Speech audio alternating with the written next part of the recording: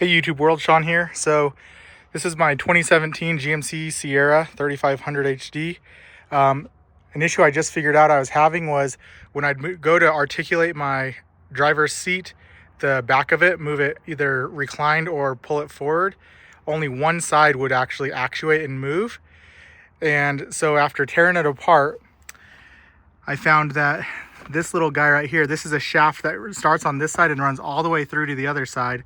It's connected to the motor. That shaft was out to about right here.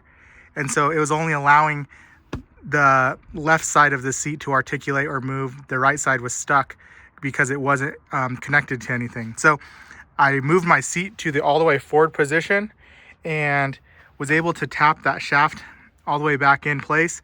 What I did ahead of time was I straightened my seat back out to as straight as I could possibly get it.